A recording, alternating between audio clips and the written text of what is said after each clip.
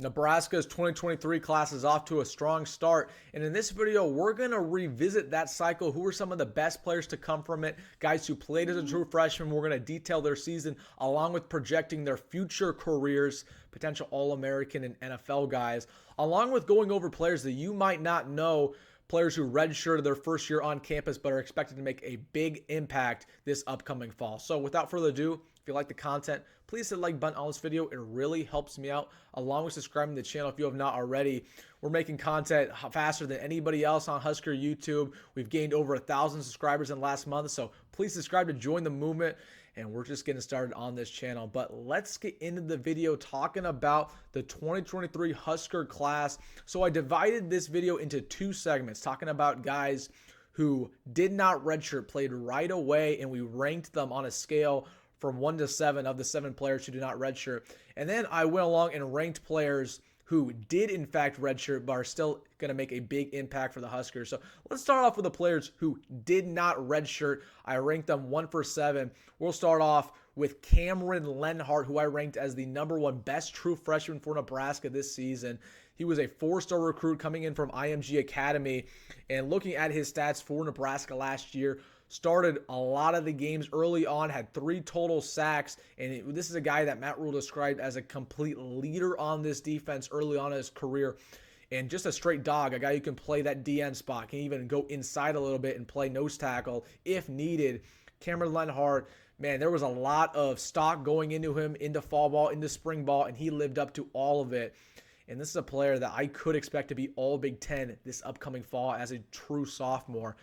On to number 2, Princewell Emmanuelum, another defensive lineman there, a guy who got more playing time as the year went on, but was ended as an All-American, All-Freshman according to Pro Football Focus, and one of the more gifted edge rushers we've seen from Nebraska in the last decade. I originally compared him about a year ago to Randy Gregory just because of how talented he is. Super gifted, runs a legit 4.4 speed. The frame is really good on him as well.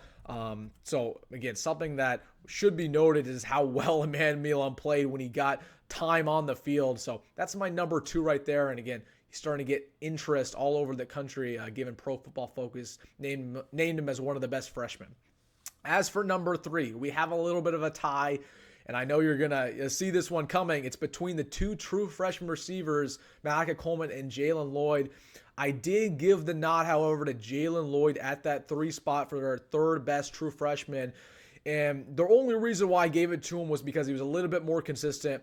He ended with 237 yards receiving. Malaki Coleman ended with 139. So a little bit of about a 100-yard difference there between Lloyd.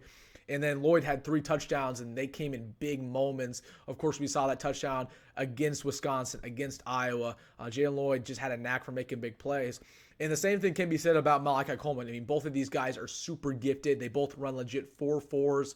Malaki Coleman, of course, a little bit bigger, one of the more naturally gifted players we've seen come from the state of Nebraska. So I'm really excited for their careers going forward. These are guys who have been fan favorites forever. They're in-state guys. Again, as gifted as they come. Did struggle a little bit. Both of them did when they started getting playing time, but really got it up at the end of the year. So I'm excited for their future. So that's 3 and 4. Again, we have 3 more players who did not redshirt, played a true freshman. Ethan Nation's next up at that number 5 spot, a guy who got more playing time as the year went on in that secondary, also has experience returning punts now. The punt returning will get a lot better. He's very naturally gifted in that department. I'm not worried about that. He had a little bit of a mishap when they ended up putting him back there. But again, super talented. I'm not worried about that long term. But as for him in the secondary, he is as gifted as a recruit as we have seen. Super underrated. Was a 4-star. I thought he should have even been a little bit higher coming out of high school. I compared him a little bit to DiCaprio Boodle, basically a higher upside DiCaprio Boodle, if you remember him. Ethan Nation's a player who is physical, great tackling, but also a man coverage cornerback who I believe could even go in the 3rd, 2nd, 1st round in the NFL draft with this defense. So really feeling good about Ethan Nation. Now, the other 2 players who did not redshirt. Riley Van Poppel, who played in 11 games, had 5 tackles and half a sack, played nose tackle, really solid player, was a 4-star. And then last but not least, I ranked last of the players who did not redshirt was Tristan Alvano. I love Tristan Alvano. He's an Omaha kid, went to Westside High School. He did struggle. I mean, to say he did not struggle his true freshman year would be lying, right? He did not make a lot of his kicks. Of course, when you are offered a scholarship out of high school, you're expected to be a competitor right away. You're expected to make more than 80% of your kicks. He did not do that. He missed crucial field goals against Iowa, against Wisconsin that practically lost us the game. But all things aside, Tristan Alvano is super talented. He can kick that ball 70 yards. It's, again, a lot of times it's just jitters in those true freshmen. I feel okay about his future. It's just about getting that off his chest, forgetting about it. I think he's going to have a nice career with Nebraska. So those are some of the guys who did not redshirt, played as true freshmen. Again, that D-line dude going forward, Cameron Lenhart and Principal Manmulam, not enough people are talking about that duo. That is one of the best true sophomore duos going into this season as there is in the country, period. I believe both of those guys will be NFL guys, high NFL guys. But Nebraska also has to consider the fact that in modern day college football, you're basically fending these guys off from other programs. Ohio State is looking at these guys. I guarantee it. Michigan's looking at these guys. SEC schools are looking at these guys, and they're trying to pry them away. And to say they aren't doing that would be naive. Yes, they're looking at our guys and trying to swoop them.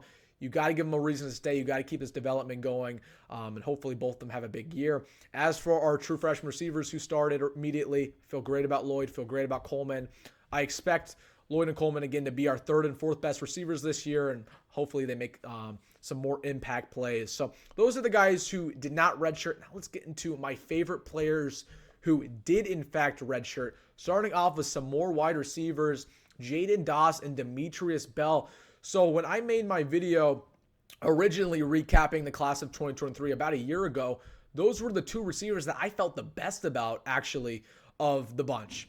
Jaden Doss was probably the most productive receiver we've seen sign Nebraska in the last 5 years. We're talking about a guy who, I mean, the stat sheet in his high school senior season was incredible.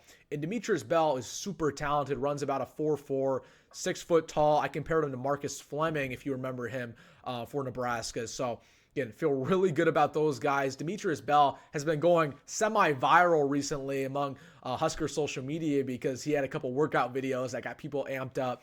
But Jaden Doss, again, the only reason why Jaden Doss didn't play as a true freshman was because he was a little bit banged up. But feel great about those guys going forward. This receiver room, again, doesn't have too much experience outside of our two transfers, Isaiah Nair and Jamal Banks, but super talented. Hopefully they can make a big impact, but it's all about retention. As for my other guys that did redshirt, but I feel good about, Maverick Noonan and Dwight Boodle, brother of DiCaprio Boodle, those are both players who were actually expected to play as true freshmen, were expected to crack the two deep, but both had season-ending injuries. So really like both of those guys. I thought I'd mention them. And then last but not least, one of my guys in the 2023 class who redshirted, Dylan Rogers, middle linebacker. This guy's a straight dog. He's everything you'd want from a Nebraska linebacker, just a great guy in general. But a guy who's going to make plays for us and really, really fits this Tony White 3-3-5. So Dylan Rogers, really feel good about his future. Somebody who I think can make a big impact this year, given the loss of Luke Reimer, Nick Henrich. I expect him to crack that two deep and get some significant playing time from Dylan Rogers. So thought I'd mention that. Looking over some of our other guys that I didn't mention, you have Jeremiah Charles, who's a defensive back, along with Bryce Turner. Super fast guys. These guys play track. Legit 4.4 speeds on both of them. Hopefully they can make an impact in the secondary. They are super raw, I'll say that. Ramir Stewart is one of my favorites from this class. He's at that safety spot, redshirt, and one of the hardest hitters we've seen committed to Nebraska in a long time. They're at that strong safety position. Some other guys at the O-line, Gunnar Gatula, Brock Knutson. Hopefully they can make impacts. Gunnar Gatula was really close to playing as a true freshman, so I feel good about him. Knutson, not as much. We'll see. He's more of a developmental tackle. So, again, that was the class of 2023, one of the best we've seen in a long time. I project over 10 NFL guys in that class, and I'm being dead serious. Let's run through it. Lenhart's an NFL guy. Emmanuelam's an NFL guy. I think Lloyd and Coleman are both NFL guys. That's 4. Ethan Nation, NFL guy. Riley Van Poppel, NFL guy.